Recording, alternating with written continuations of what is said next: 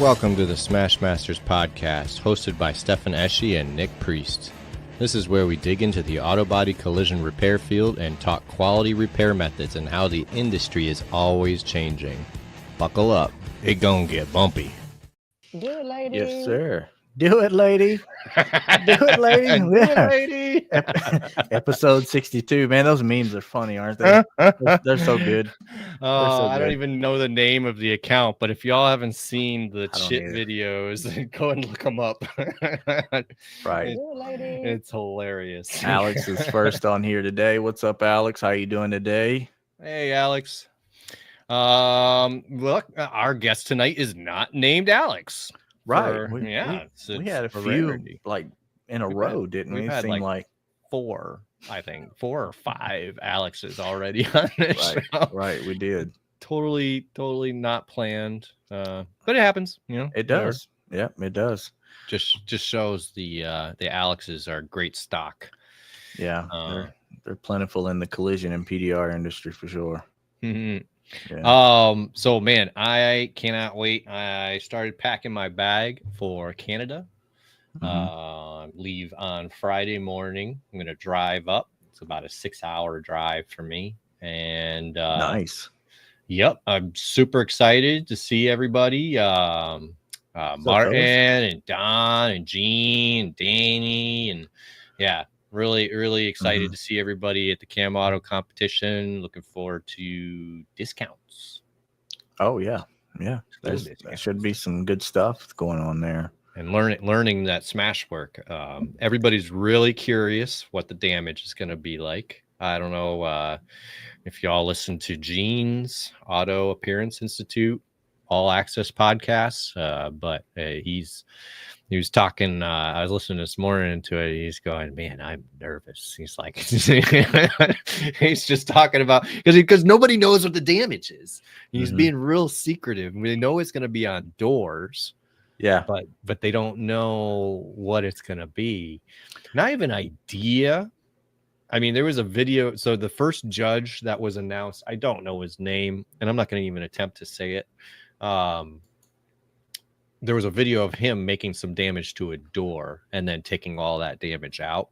I've seen that. I was thinking, I was like, yeah, maybe that's what they're doing at the, and then I have a feeling it's going to look like that. So, Gene, go look up that video. Yeah. That might give you some insight. Yes, sir. Hope everybody else had a great Independence Day as well. Oh, Gene's already in here. So, yep. Yeah, Gene's here. Yep. Absolutely.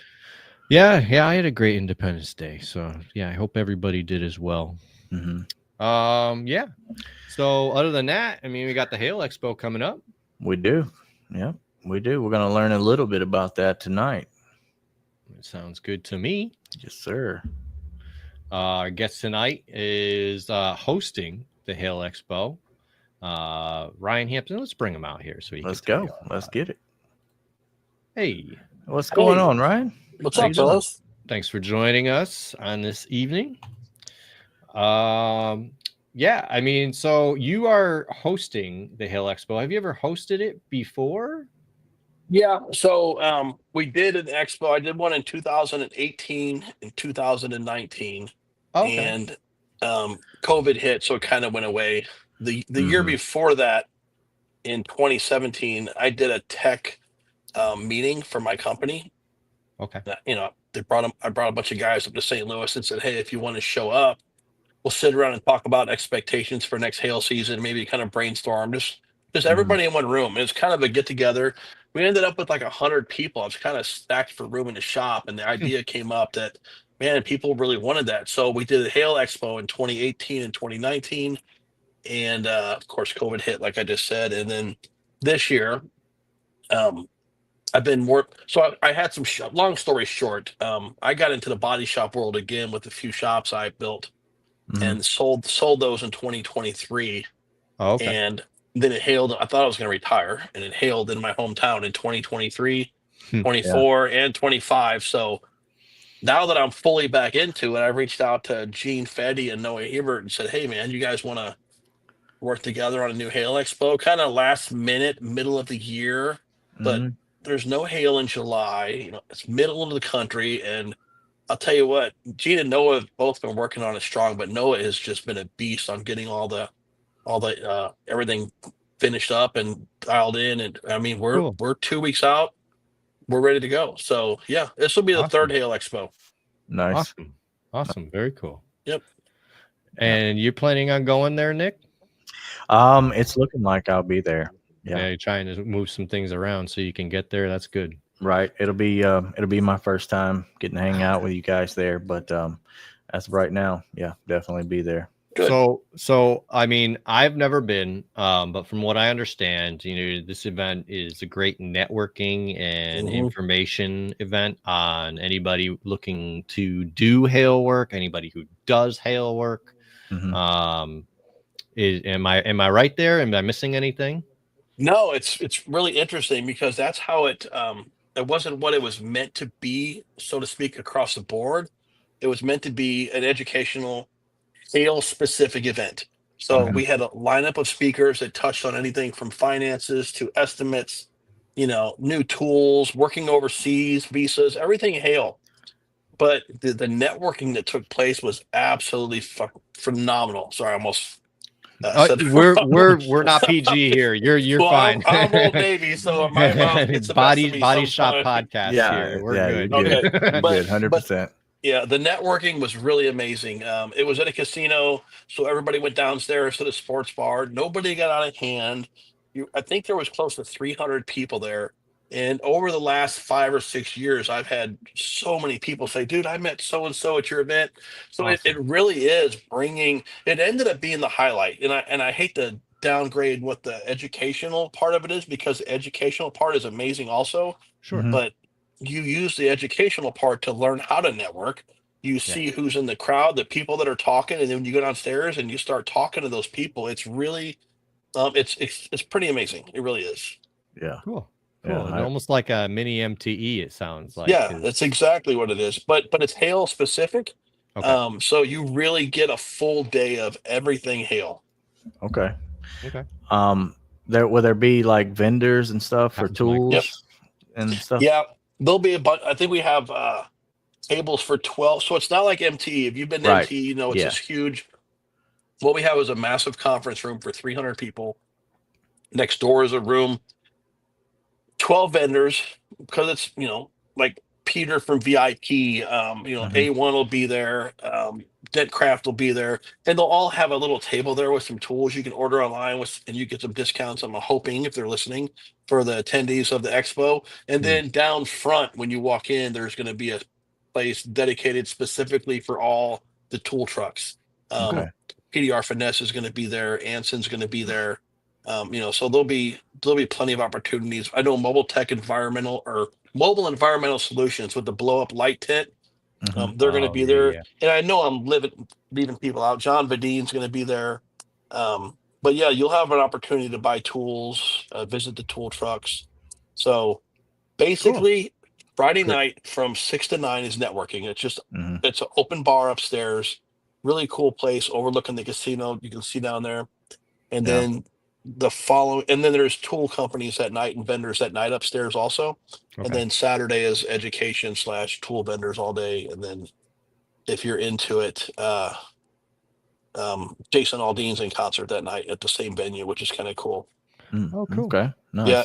And Chris Howe just said that the Anson band will be there also. Yes. Or Vince D'Alessandro. Yeah. Vince came in. Yeah. Said Chris will be there. Yep. Absolutely. Yes. Oh, cool. Anson vans are money. They're addicting. They're amazing. They got good stuff on there. Yes, they really do. Yeah, they really do. We had one show up in Connecticut once, and I think I walked onto that van 3 times. And you don't walk off without spending at least $1,000. Man. When I was a body man, I'd get that little yellow slip from the Snap-on guy, and I'm dating myself here. I'm talking late 80s, and I'd have that $50 a week payment, and then he'd show up at 11:30, and I'd be like, lunchtime. Right.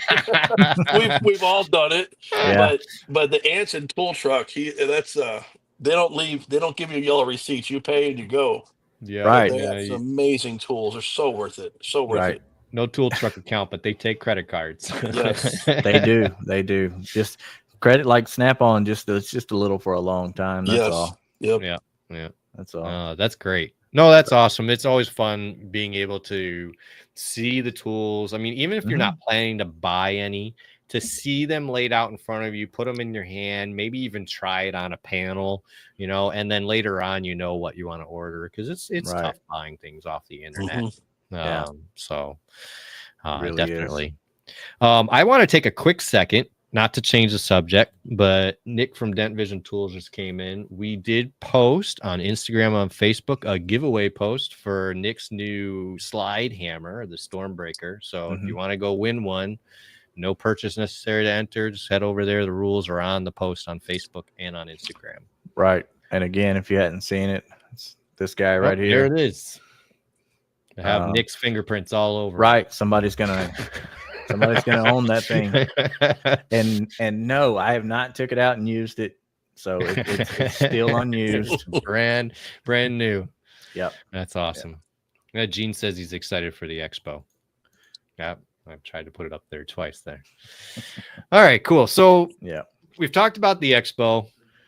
I'm sure we'll dip into that again, but I wanted to learn more about your background. You told me that you started in a body shop. So can you tell me about how that happened? How did you start in a body shop?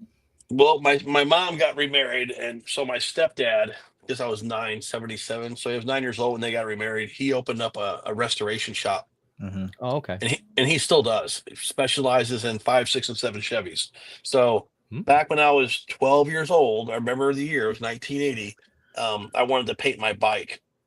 I had an old Huffy bike, and I remember taking it down to bare metal, pulling the bearings out and taping it off, and the tape not sticking to the grease, but finally painted it. And then from there, I would go to the shop all the time to earn extra money. He'd give me a stack of the A-arms for the front end, and all the all the front end pieces, and I would scrape them with a scraper till all the tar was gone, and then I'd get a red Scotch-Brite with lacquer thinner. I know that was great on my hands, and clean those things. They'd go off to the sandblaster, come back, etch them, prime them, smooth them, paint them. I didn't get to paint them. I never got to do that. I got to do all the grunt work. Yeah. And then my other main duty was raking dog shit hill. There was a hill in the back of the shop where like a 4-foot piece of grass. This is in St. Louis, and we had a couple dogs, and Brewski and Nomad were their names, but they would shit on this hill all the time, and I'd have to go out there and rake it all down to the bottom and then put it in the back. So, but from there, I picked up so much stuff when you're in a body shop in your teenage years. So yeah, by the time I was 16 years old, I was painting stuff. And did you think that was going to be your career? I did not. I did not. In fact, I joined after high school. I joined the Navy. I joined the Seabees because I wanted to be a mechanic. So I joined the Seabees. It's a construction battalion in the Navy, and I signed up to be a construction mechanic. And my first deployment was Rota, Spain, and I get over there.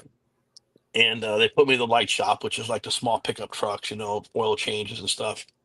And the painter at the time, who painted all the equipment, his wife was in labor, so they sent him home, and they're asking if anybody knew how to paint. Well, yeah, I know how to paint. So I started, and I painted the rest of the deployment. Everything was OD green with the yellow CB stencil on the side. Just enamel, acrylic, just sprayed everything out of the pressure pots, and I'm talking it was earth scrapers, bulldozers, cranes, and did that for 4 years. Basically never learned how to be a mechanic because they always told me the needs of the Navy came first. So that's what I did. I was a painter in the Seabees, and got out, and then had a couple. I didn't want to go back. Had a couple small jobs, but if you know how to do body work, and if you need a job, you're always going to go back to it because it's pretty decent money. Right. So ended back up at the body shop, and one thing led to another, and I worked in the body shops till 2002 when I took off for the Hill Trail. Okay. Nice. All right. Nice. Did you initially want to do painting first, or did you want to do mud work and metal work and all that starting out? Well, I was starting to do mud work, and people that changed my life is a couple called their names are Kerry Woodson and Bobby Woodson out of St. Peter, Missouri. They own a Car Star. and I was bouncing around looking for a job, working these, rundown places. And they took me and gave me a job. Mm-hmm. And it was like $12 an hour flat rate. Doing Nice. doing Avis, door dings and stuff. And the painter quit or got fired. They asked anybody if they want to try painting, and I knew how to paint, but I hadn't painted for a while, at least not base clear. So Right. walked in there and started spraying, and that was it. So I became a painter right then. That's when I developed PMS, Painter's Mood Swings. Right. They bought me my own shirts and everything. I was a crabby painter. What year was that. this? That was 96 when I got a job there. 96. Okay, so Yeah. you became a painter in 96. How long did you paint for? Well, I painted before that. When I got out of the Navy, I still went back and forth between places, but it was more like combo at these really small shops. But I painted a bunch of stuff in my garage, but never as a full-time flat rate painter for Right. production for insurance. I was painting Nissan 240s, custom stuff for guys, Sure. but no insurance work. Mhm. So 96 through 2001, I was a painter. And then at the time, you can look it up, April of 2001 was the largest, most expensive hailstorm to ever hit St. Louis, and the entire city had grapefruit size hail. And Okay. I came in the shop that morning. I called the cops, and I thought we had been vandalized. All the windows in the cars were busted out. The shop windows were blown out. The skylights. Yeah. But it was destroyed. So Siding on the house probably ripped off. it was bad. So the whole and every car at the body shop was destroyed. And Wow. these guys come in. I had seen PDR, but didn't really know what it was. And Mhm. Yeah. they were fixing this stuff. And truth be told, they were in my way. Right. Yes. they were in my way. I had a paint booth, and I tried, and they're always sneaking their hoods over there. Mhm. So I had been there for a while, so I started. I was looking at the rails. This is funny because glue pulling came out that year. It wasn't Kiko at the time. It was Worth glue Yeah. pulling, Right. and it was pretty rough, but it worked. So. In the meantime, if they were fixing these rails, all they were doing is drilling holes all through the. Right. So, Right. or using wire tools, and they just look like shit. They did. And I'm like, dude, I was telling the manager, like, that's pretty rough because Trust was just like, whatever. He didn't. Hmm. So finally, the PDR guy, who's still one of my best friends and my mentors, he comes downstairs, long hair, the AC/DC shirt. Like, man, who's picking my work, man? That dude over there. So we made a deal. I was going to stay in the evenings, and I was going to finish his rails for him, sand him down, DA, put a little filler, block prime, and I was going to paint his rails, and he was going to teach me PDR. Okay. And a year later, May of 2002, I got my first phone call to go to a hailstorm. So I had a year on the job training of just everything you could think of, access, pricing, different tools. He was giving me panels that were push to paint just to play with. And yeah, Randy Hookany was his name. Okay. Yeah. So that's so I had a year's worth of PDR under my belt, while working in a body shop, which allowed me to, if I messed something up, I could go back in, pull Right. skim, prime, paint, whatever. Yeah. It is nice to have that. Yes. It is. It's nice to have, but it's funny because I remember dents that I probably could have gotten out, and I'm like, you know what? I'm just gonna paint this damn thing. And that's the downside to it, because you can Right. just do what you already know. So Mhm. It Right. slows down the process of learning for sure. If your Yes. goal is to learn PDR, you have to forget about your ability to swipe some filler. You have to forget about your Yes. ability to paint the panel, Right. and just commit all the way through. So yeah, it's good and bad. It's good for practice. It's bad for practice. So I'll Yeah. agree with you there. It is. So May of 2002, I'm going to finish this up. I got a phone call. I was downstairs in the shop. Paint shop was separate, and I got a phone call from a guy that I had met that year that was working for Randy. He said, "Hey, I got a storm. Do you want to go?" And I felt like I was ready, but I knew I wasn't ready. I was recently divorced, had 2 kids, custody. I had my insurance, and I'm like, man. I'm making decent money. Mhm. And so I said, I'm going to take a 2-week vacation. So I took 2-week vacation and I drove to Coffeyville, Kansas. And I'm telling you what, these cars were hit. My first car was so bad. I mean, I was ready to just throw a hammer. It was bad. I spent a week on it, made $1,000, and it helped me, but it wore me out. Yeah. So, Yeah. Mhm. but after 2 weeks, I realized I could probably do this. So, I Right. used my last 2 weeks of vacation to give him my 2 weeks notice. Which, I mean, I had to make that plunge, Yeah.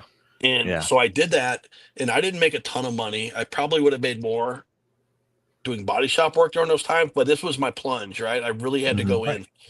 in. I came back home in August, and I didn't have pretty much the same thing I had then. So then I went to all the buy here, pay here lots, every lot that I could think of, doing everything I could. By February, I was close to 3 months behind on my mortgage, so I sold my Rusty Wallace Snap-on box on eBay. Yeah. Delivered it myself to Pittsburgh, Pennsylvania.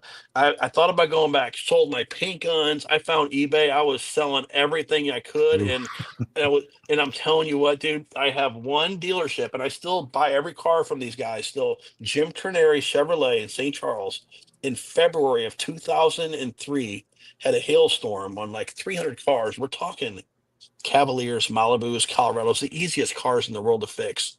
And it Mhm. was light damage, and they called me, and I fixed every car Oh I God. could and put them on, and I never looked back. And after that, I just always remembered that, number one, I'm glad I took the plunge. Number Yeah. two, anything bad, but as long as you just keep going forward, good things happen, or you'll make it happen if you try. But Yeah. that For year sure. was from May of '02 till basically March of '03. It's the most stressful year of my life, because you just don't, you're changing a career Right. that you're making great money in to go into another one that's better for your health. It's just Mhm. it's got a lot that you already know. And but yeah, But it's it's tough, new. man. It's It's new. new. It is. Yes. It's crazy. But I heard somebody say that to be successful in anything, you have to make it a lifestyle. Yeah. So you can't Interesting. really have both feet in one side and then one in the other too. They all have to be in one side or the other. So yeah, you got to make that lifestyle choice, and That's tough. it's tough out here. So when you were starting all this, was you good at R&I or anything like that when prior to being a painter or doing Yes. paint? You did combo stuff mostly. Yeah, I did. I could gut a car. I mean, I had a '76 Cutlass that had rust in the quarters. I found a old shell at a junkyard. I clipped the car in half, Yeah. left the Hmm. gas tank and everything. I mean, I Yeah. could do it. I've cut cars. I've completely restored, Camaro, Chevys. Mhm. So you can take None a of car that scares apart. you. Now, I won't talk about today's vehicles, but I can tell you in 2001, you could take a car apart, and if you weren't there, I could put it back together for you. I mean, I Right. think you guys know what I'm talking about. So Right. yeah, R and Yeah. I, R and I was a huge help, a huge help. Yeah. Yep. That's one thing I noticed about the PDR world as far as R&Is. They're like, I don't know if I want to do that. I want to get somebody else to do it. Which collision, that's normally the first thing you learn. Right. And So Yep. it's like back of our hand. Taking things Mhm. apart is the easy part, Right. and no problems. And we've broke everything already. And we've all been in situations where the boss said, "Well, can you fix it?" Right. So Right. we could fix just about anything we break. I mean, if it's Yes. cosmetic and it's right in front of the customer, I mean, that's okay. I got to buy you a new part. Mhm. Mighty men But have more ingenuity than anybody I know. They really do. Yeah. It's you're not wrong. You're get not wrong. getting yourself out of some tough situations is like is a big deal in the body shop world because yeah, you've done it before thousands of times. So somebody that's let's just use the term a normal person who doesn't work on cars, they get stressful about the slightest, smallest little thing. Hmm. But body guys, collision guys, we're like, we'll just figure it out, man. We're gonna get it on the way. We already had to do it a million times. Right. Plus, you got a whole plethora of tools to work with. You've saved up all the years to buy all those, and nothing really scares you. Versus, I mean, I wouldn't want to start doing that new without any tools, especially on the days cars.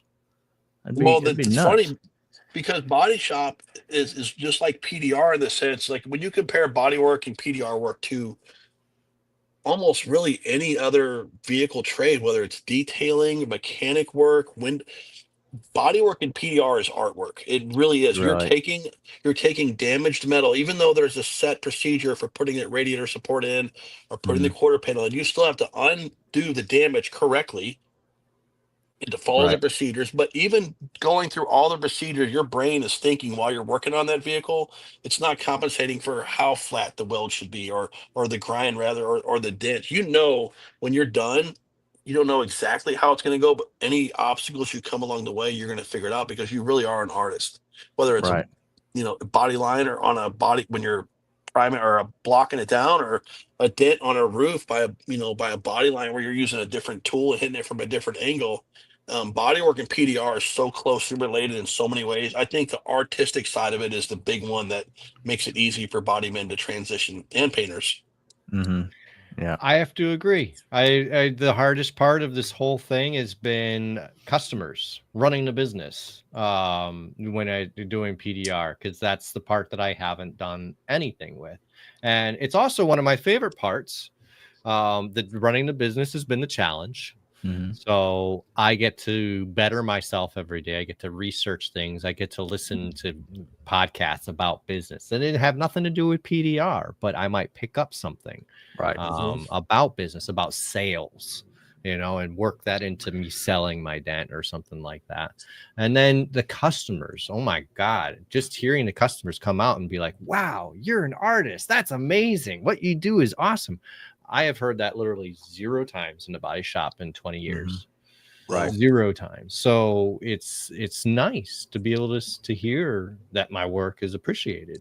But I mean, like just, you get that anxiety before, you don't know if they're going to like it or not. And it's like, so there's a lot to this running a business thing that as a parent, once you start, take that plunge. It really is. Once you get past the first few people, though, you get how it does become easier. It does become easier because once you get out there and that first customer, and you don't know how they're going to feel about you unloading their whole toolbox or working under the garage in their driveway, or do they have a doctor's appointment they didn't tell you about, and you're going to take 2 hours longer on the dent than you said you would.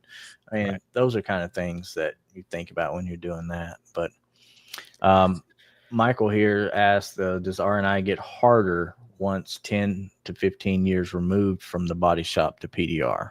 Man, that's a really good question. And the answer is 100% yes. So when I'm out chasing hail, I don't take a drill with me for 2 reasons. Number one, I don't get tempted to drill a hole. Number two, I can't do my own R&I because it's if you're in the shop every day, just it's hard because you don't know all the trim pieces. It's not like the old days where you run that little tool up under the window crank. I'm really dating and the spring pops out. I mean, you have to know what you're doing. If you even pry in the wrong spot, you're leaving a mark on the. It's headliners are okay, but once you get into door panels and stuff, it's a whole different ballgame. Yeah, it is way different now than it used to be. It can be, yeah, for sure, because there is a lot of one-time use only parts out there now that used to not be. So, yeah, Trevor, the only thing a body guy hears about is a complaint, not a compliment. Right. Yep. That's the unfortunate truth. Yeah, and it is nice, like you were talking about earlier, to hear the good compliments for once when you do a repair. Chris, for sure. Good evening. Sure. Yeah. So you mentioned when you were learning PDR that glue was brand new, Worth tabs and that kind of stuff. Did you dabble in the glue pulling at all in the body shop before going to PDR? No, not at all. So, well, I won't. In that year, so they brought these big black boxes. Have you seen the Worth boxes from back then? You probably need to you open them up and they got the purple and the orange tabs, and they're all, and you put this big, the glue gun was all, there was one kind of glue. I think it was a clear glue. People tried to go to Ace Hardware and say that was a replacement glue because it was cheaper. But the PDR guys were like, I remember the guys when they like pulled it out and they're all testing it and pulling it, and it was like a kid in a candy shop, and you could see it working, but they were the first ones, you know. So I didn't mess with it a little bit or then, but when we went into Coffeyville, Kansas, there was nothing that was getting glue pulled there. It wasn't baseball sized dents, but it was giant, deep golf ball sized dents, Yeah, yeah, yeah. So it took, I started doing glue. Well, I had glue, but I wasn't proficient at it yet. Right. And there was no way to learn. You got to remember back then, you didn't have these 25, 35-year veteran technicians with all this expertise in glue like Gene Fetty Right. and Kiko to tell us. We were all sold this box of glue tabs for $500 and said, here you go. So there's Yeah, another figure it out. advantage to today. Today you do have, people like Gene Fetty to say, hey, here's how glue works. If I had more glue pulling experience back then, it would have changed the direct trajectory of my skill level tremendously. Oh, Yeah, But absolutely. now we have those 30-year vets that can tell you from experience, 25-year techs.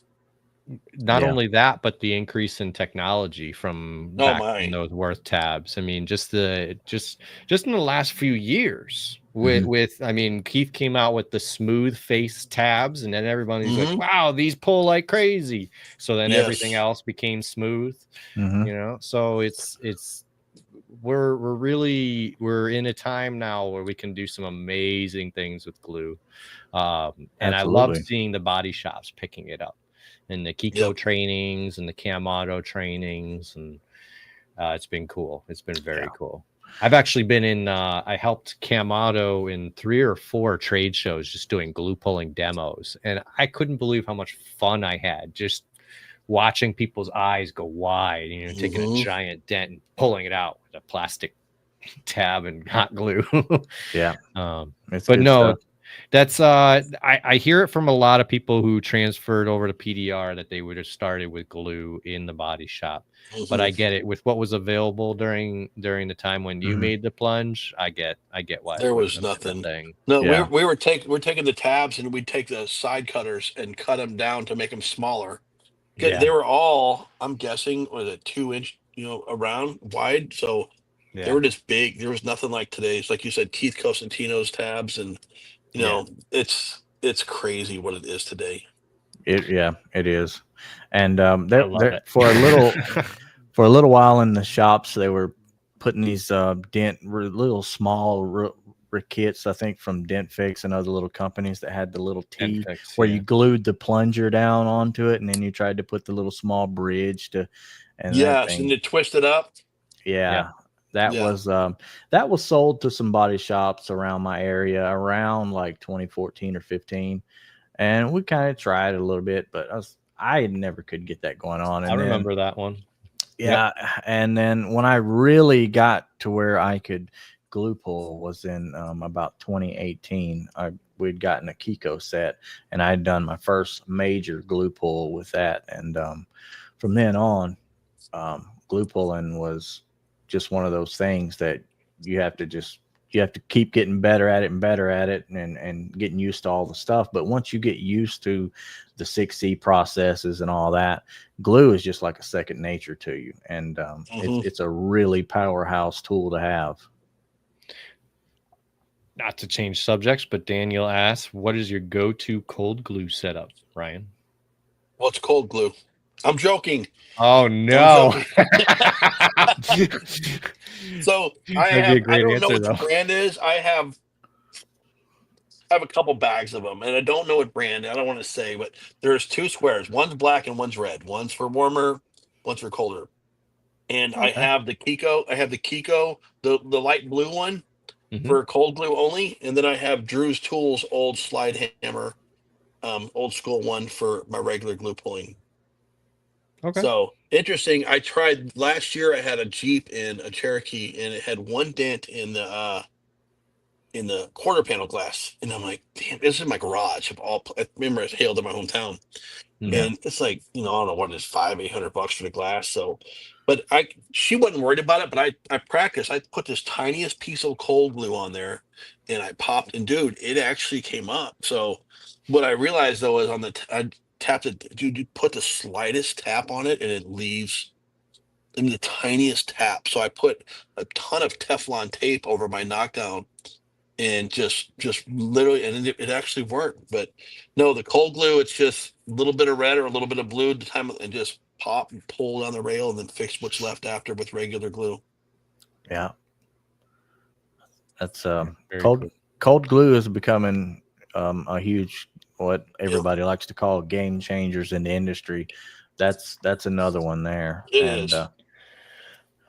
It's definitely been a big thing. That's another thing that I'd like to point out to the body shops. Any kind of soft damage. I mean, in the amount of time saved by cold glue, especially in the body shop where we're gonna mud it anyway. I Mhm. mean, you can skip the dent puller entirely. I mean, you could skip taking all the paint off the bare metal. You know, it's Right. pretty amazing. Yeah. But sorry, go ahead. No, I was just going to say a few key features. You really need to identify what type of tool is going to do what, and you need a really nice light to see what you're doing. And those two things right there change how you do body work. Speaking of which, Ryan, do you feel your metal for highs and lows ever? I'm doing PDR. Yeah. No, I don't. I can look. I'll look at it at different angles and with the lights. Like you can look at it. It's weird. You almost have to have two sets of eyes. You have to have the set where you're really zoomed in on the repair, and then you have to step back and look at it from a reflection from a light far away, the closer to light. But no, if I'm feeling it with my hands, that's a problem because if I'm feeling it, I know I can see it. But I know what you're Right. talking about because when you would do your body work, you would run your hand over it. Right. When you hit bare metal, you know, you just took a long board over it with some 320 and you feel it. It's like, man, do I really need to tap that down again? And you do, you know, you do. Right. Right. So, but no, it's that close. You're gonna feel it. So for PDR, no. Okay. Right. No, Right. that's it. I mean, do you ever do larger dents, or is it really just hail? About that large is what I know. Okay. I've never been a large smash guy. Now in the body Okay. shop, yes, I'd cut off everything. I Right. could Right. do Yeah. that. Obviously. But Yeah. when PDR, this is my personal opinion. I'm sure a lot of guys will disagree, and a lot of guys will agree.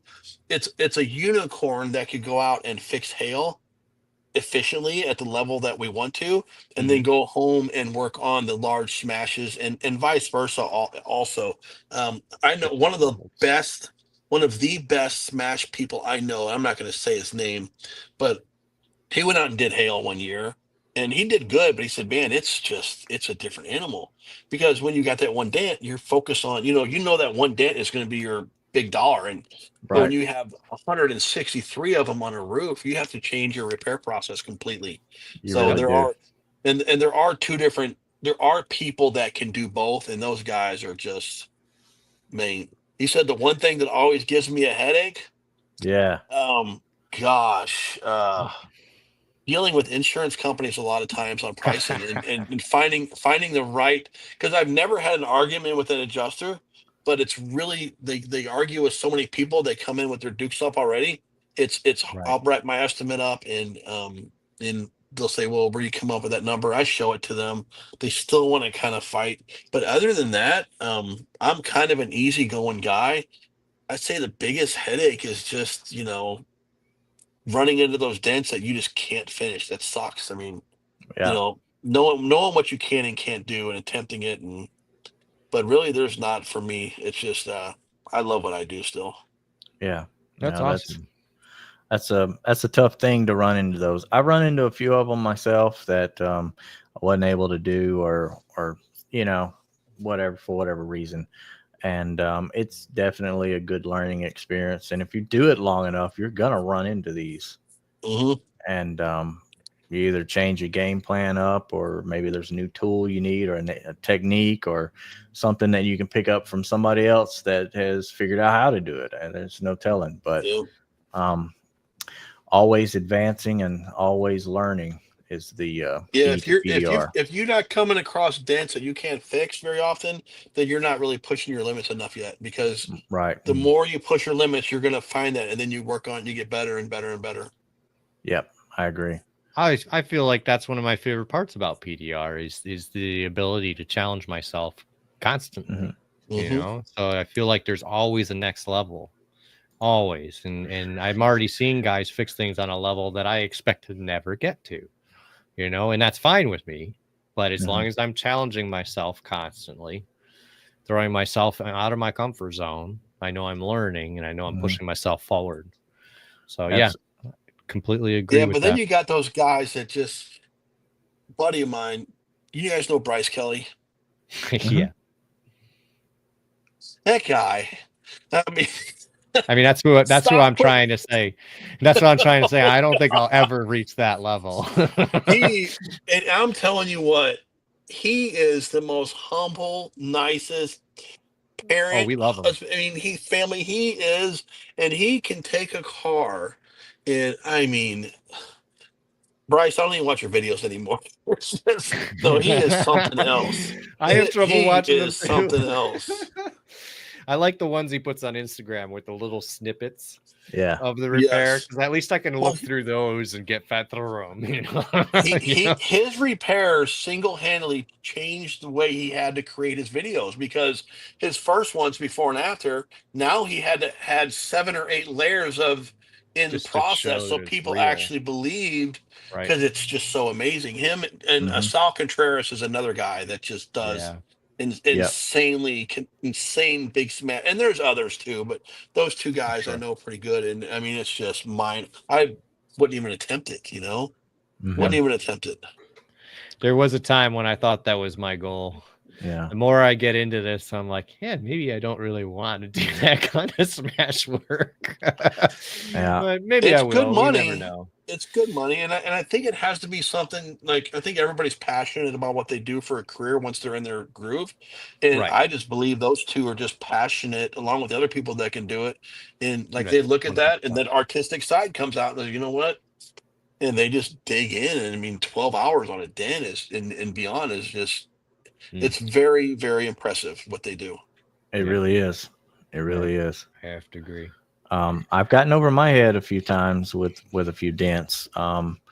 And I went back and listened to other people's dents that they do and the times that they spend in theirs. And I look at the time that I had mine, and it would be way longer on a smaller area. And that's just kind of like a gauge. Like, that's how far they have become in this trade. And I'm at this point to where I can do this amount in this time. So it does one good thing for you. It shows you, hey, you still have a lot of learning to do, and there's still some good efficiency here to gain and build through. Bryce Kelly, he kills it on a lot of these dents. Actually, the first guy that I ever seen repair a huge dent was Sal Contreras on a maroon car using the dent dial, like way back when. I think was Sal and I know what car you're talking about. Time. Didn't a hitch hit it or something? Like a trailer hitch hit that door? I think so. Yeah, it was an old video. It was an old video. It was like when Mike Toledo and Sal was the only two doing dent repairs on YouTube, and I had seen that, and was like, that's just insane. You know, got this bendy bar in here, bending it out of the way, and of course Sal's not using anything light wise, or if he's just using a reflection board. So he's, I'm thinking, I can just go out here and see nothing too. I can go out here and do it. That is so difficult to use natural reflection to fix something. He's an artist, only using a white pipe to gauge it. It's crazy. From a long way away too. So just the slightest. I mean, it's crazy. I was there when he won the Dent Olympics that year, and I'll tell you what. That guy, he has put so much into this industry for so long, put out the content on YouTube, and when he won the Dent Olympics that year, that was the coolest year ever. I mean, it was, everybody went downstairs. He was all eating dinner, and like 50 of us went downstairs and started cheering for him, and he was all blushing. But yeah, that guy is something else. And Yeah. he's really like I think he has a body shop carpentry background. But I Mhm. mean, you've seen his tools, like they're all built specifically for what he does. Yeah. Mhm. Yeah, Yep. man. He's got some groups on Facebook too where it shows different building aspects of how to do something, and he's really into like figuring out how to make something from nothing. Just kind of not throw something together, but makeshift stuff, but make some really cool stuff. He'll And make a tool for a dent. right, right, Right. and gives you ideas to think about, like an out of the Right. box, instead of I can only use this tool for this application. Let me see what I can add to this tool for multiple applications. And I like that. I just love that he does everything different.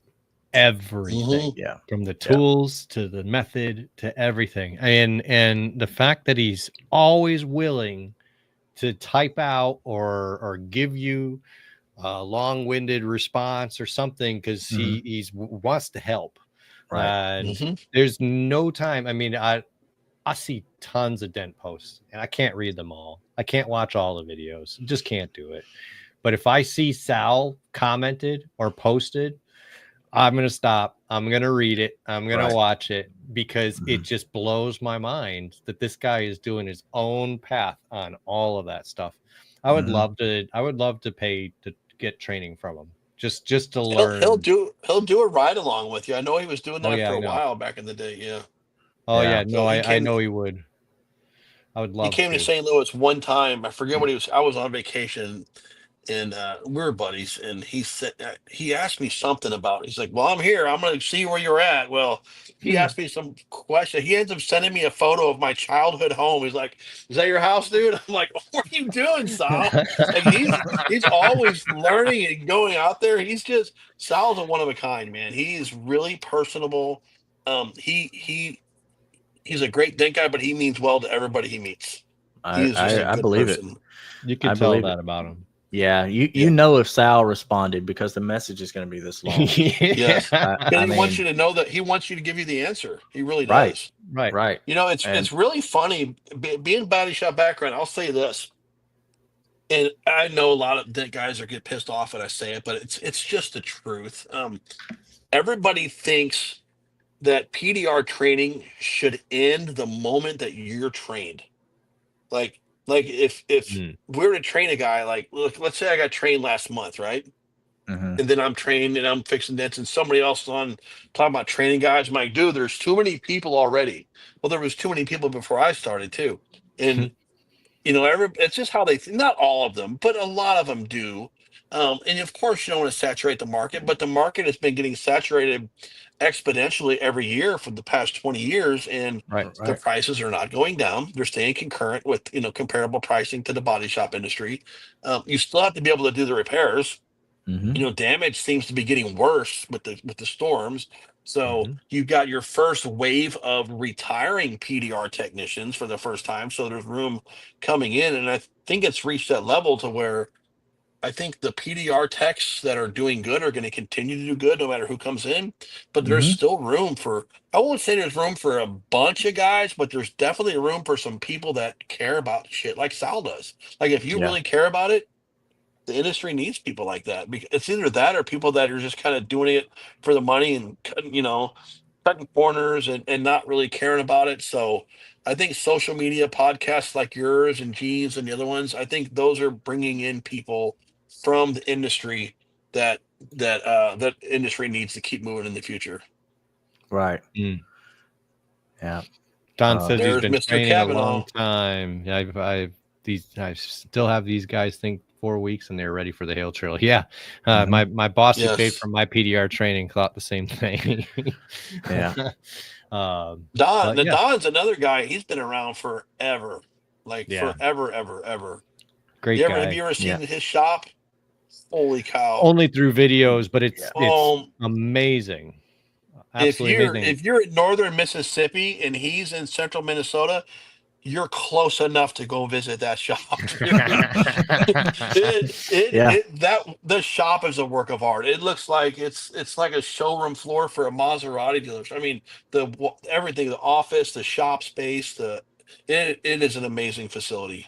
It That's really great. is. And I heard he got kicked out of a location somehow. Like he got forced out of a location. He had to set that one up that he's getting now, or something like Okay, that. I I didn't don't know know. that. I heard some story about something like that. I didn't hear any details, but Maybe something like eminent domain or something. But he's been in that area right. for, gosh, I couldn't. And when you A said long I could 36 time. be wrong. years, Yeah. I could be wrong. yeah, I mean, it's the that's the guy we're talking about though. The 36-year text.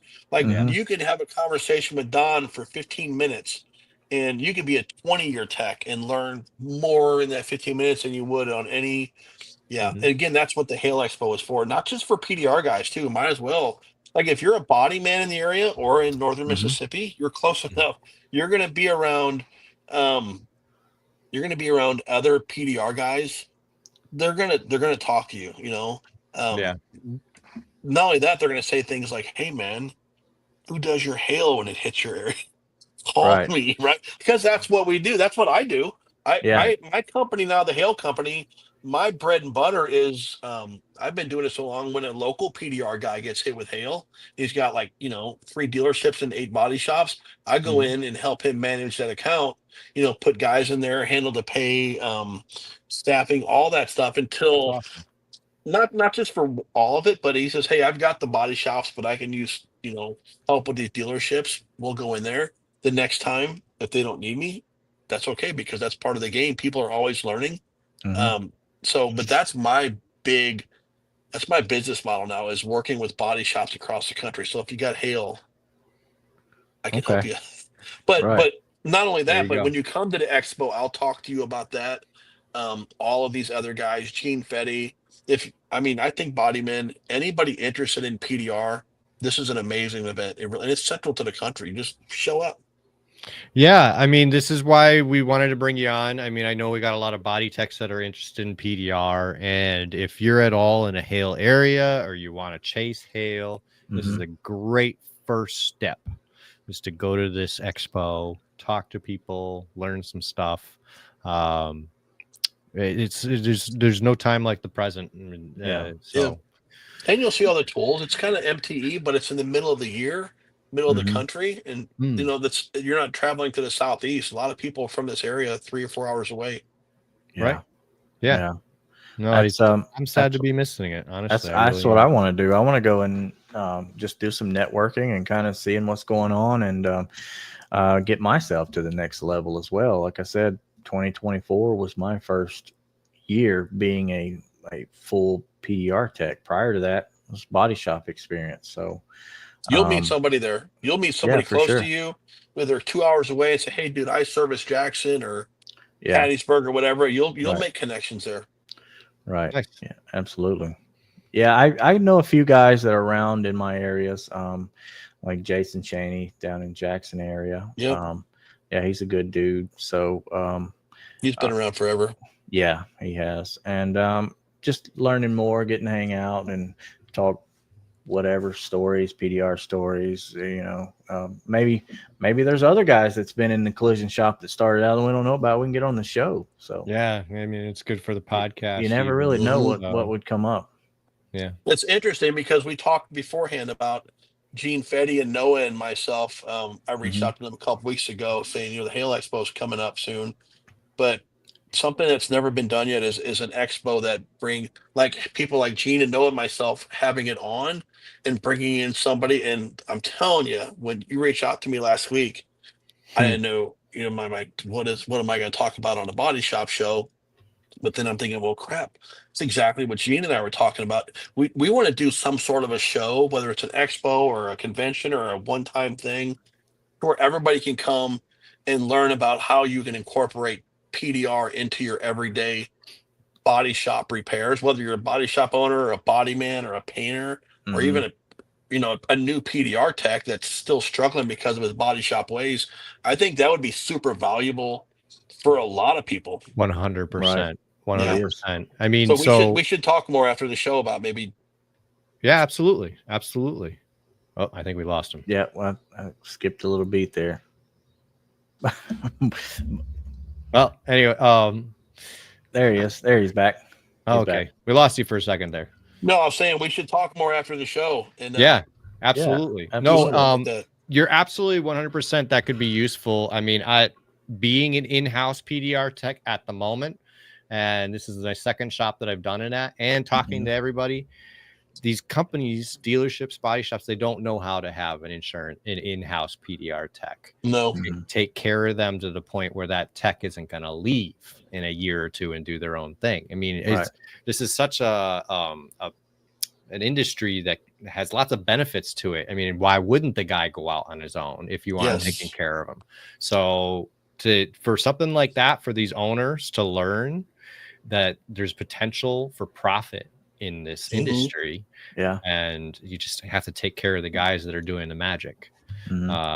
So it's a really fine line, because if I'm working at a body shop somewhere, let's say I go down to where Nick's working at, and let's say Nick's a body man, still our painter, and he's like, "Hey, dude, you know, we've gone out and had dinner a couple nights, whatever. Show me how to do this, And then I look at Stefan, the body shop owner. He's looking at me like, stealing my tech. That's the equation. So you want to help this guy out, but you don't want to, hurt yourself by taking away. So it's one of those things. There's a way to make that work, and what that is exactly. I'm sure we can all come up with some great ideas, like you were referencing just now. But there's a way to where a body shop can incorporate PDR. They're already doing it with the Kiko systems. Yeah, right. And with the new lighting and the new tools, it's easier to fix stuff. A buddy told me it's always been true. The last 10% of a dent is the hardest to fix. So if you can get your employees to understand how to get the dent up 80 to 90%, just to minimize the blend time, the repair time, then you're really not risking losing. You're basically re-educating your techs with new tools and techniques to make your body shop more profitable. It's the guys that get really good and keeping them in-house. I honestly don't know how to do that, because if you're good and you're an in-house tech, you're going to want to stop painting eventually. If maybe it's a network of local shops that you're in-house for. I don't know that answer, but I do know there's always room for changing. And I think in 2025 it seems like the time is right, because everybody knows what PDR is now. Now it's a matter of how do you really incorporate it into your body shops, and how do the PDR guys locally take the body shops in their area and work with them. I think a body shop in a local area should be a guy that's helping them, their techs, learn to keep their account, helping them stay profitable without giving up their work for hail.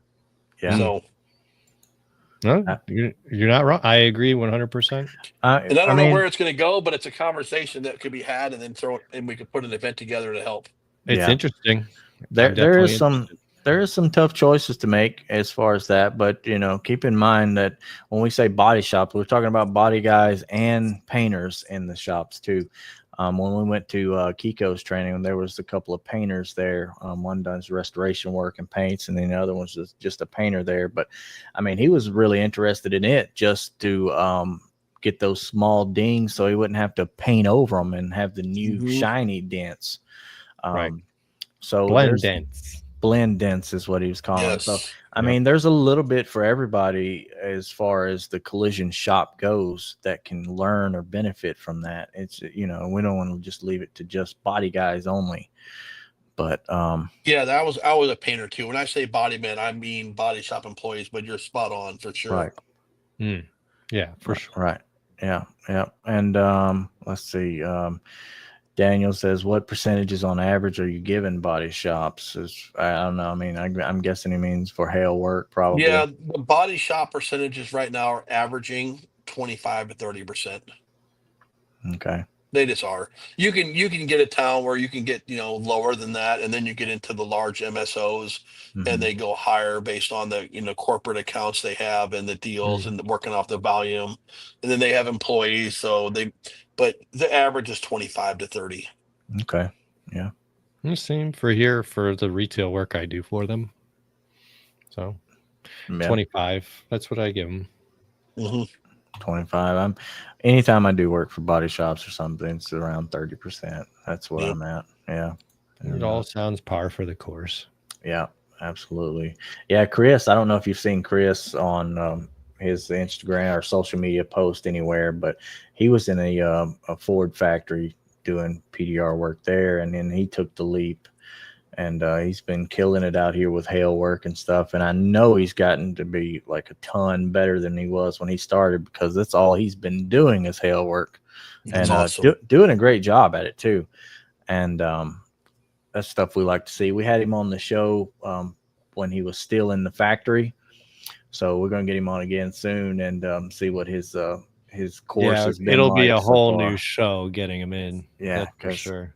Yeah, that leap he's talking about, and like I said, I'll be 57 in September, and I have a Forrest Gump life. I could tell you some stories from my Navy days to, after when I was living in Kentucky, sleeping on a body shop couch, and just kind of finding my way to the biggest, scariest, and the best decision I ever made was the leap from body work to PDR.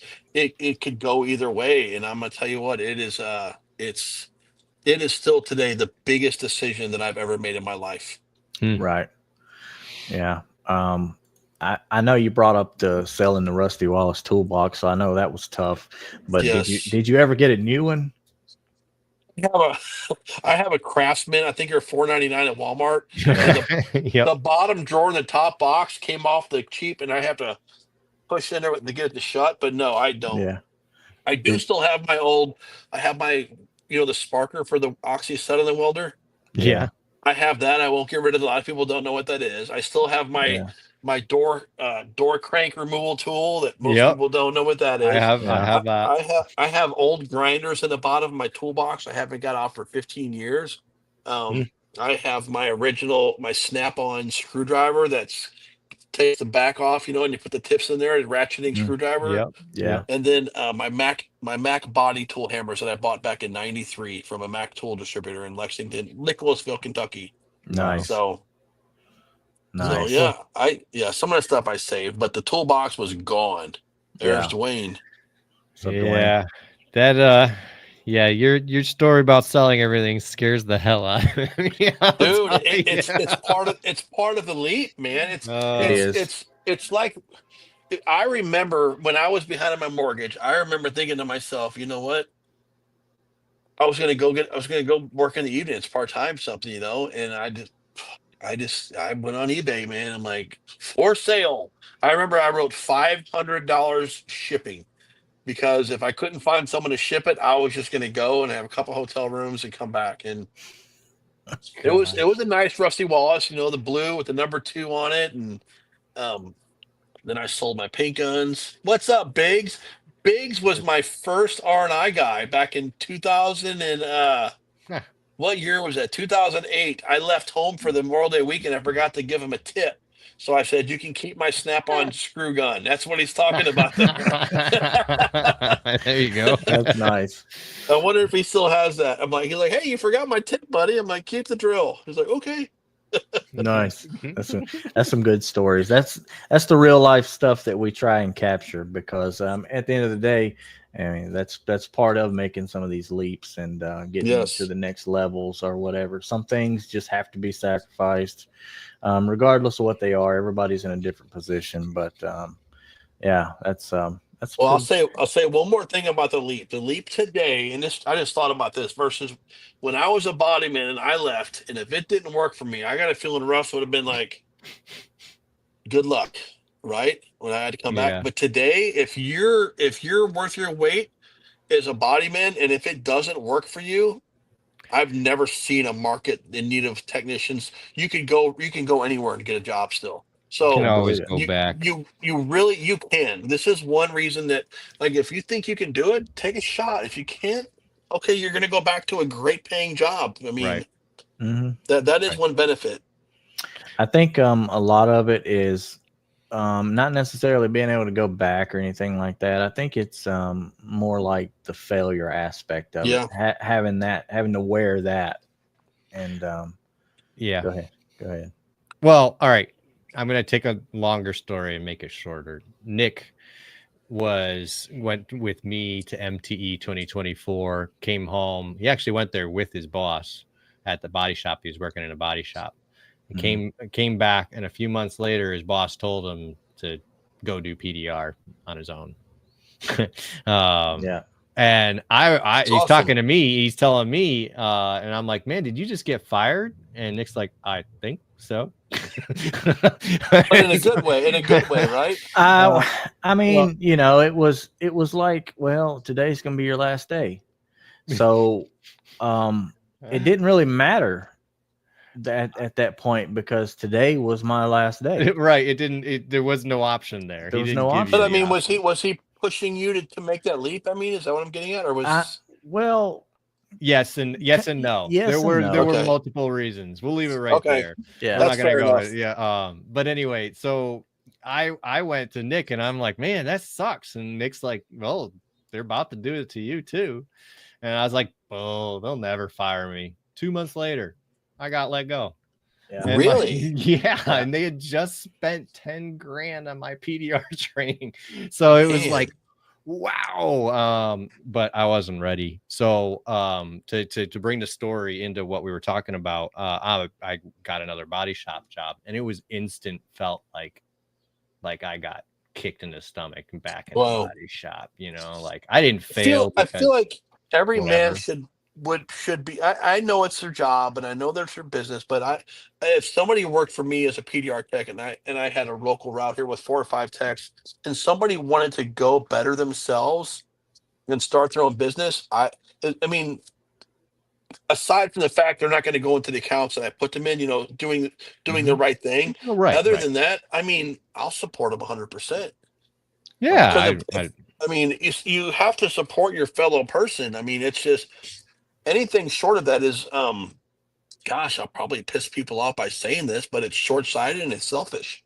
I mean, it is. There's nobody that I've ever met in my life that if they said, "Hey, I need to take," well, I don't want my wife to leave, but you know, but anybody else that goes out, I mean, go for it. Take, you know, if you need something, I'll be here to help you. And I That's will good. say this too: when it comes to PDR, one of the hardest things is taking the leap, especially on hail. There are guys out there that you meet that I knew a guy last year that was great RNI tech and decent PDR guy.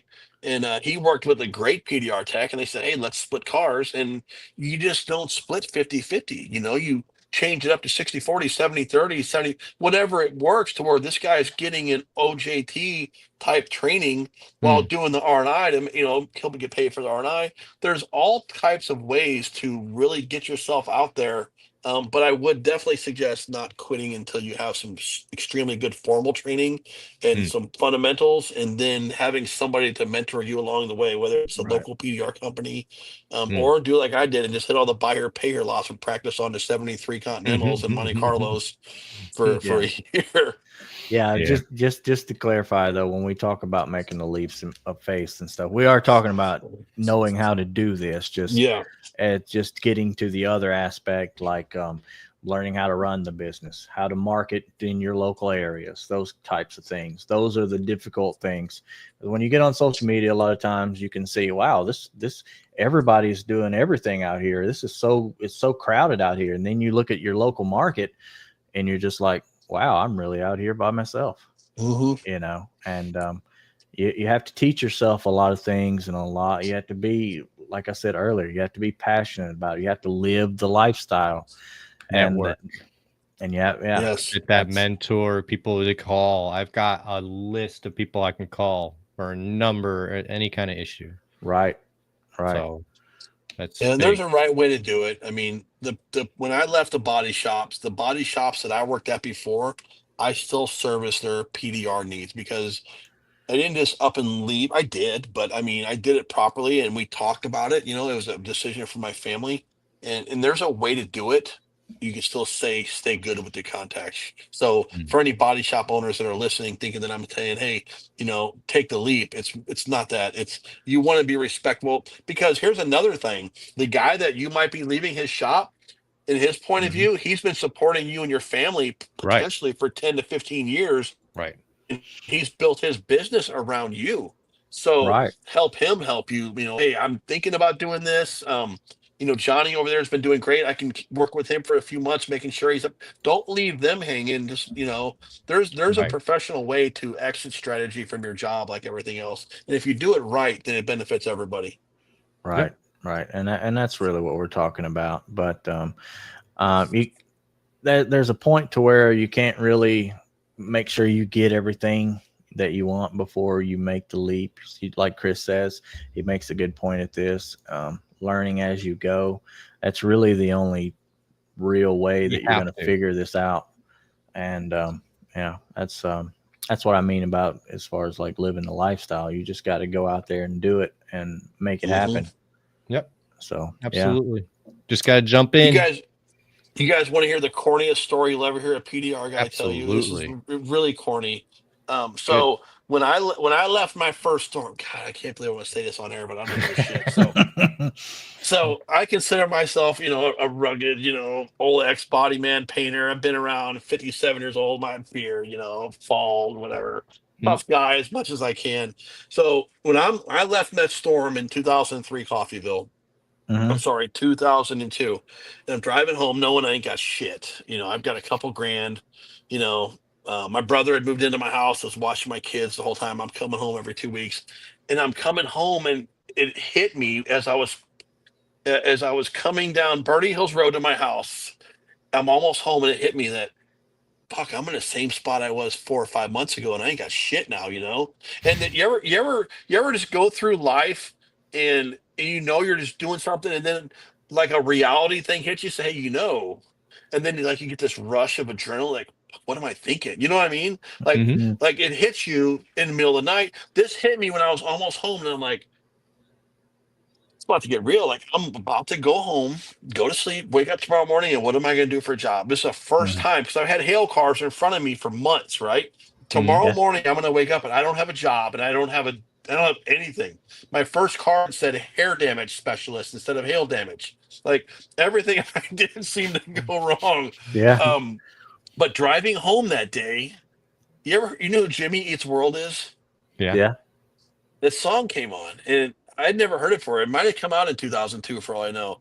But it was singing, it just takes some time. And it says Little Girl, which I'm great song. Right. But everything's going to be all right. So looking back now, knowing what the words are, it's talking to something completely different. But that song was playing the moment and I used that dumb song, no one said those words to motivate me, because I just kept saying, you know what, it's going to be fine. It's going to be fine. Just stop thinking about it. Think about something else.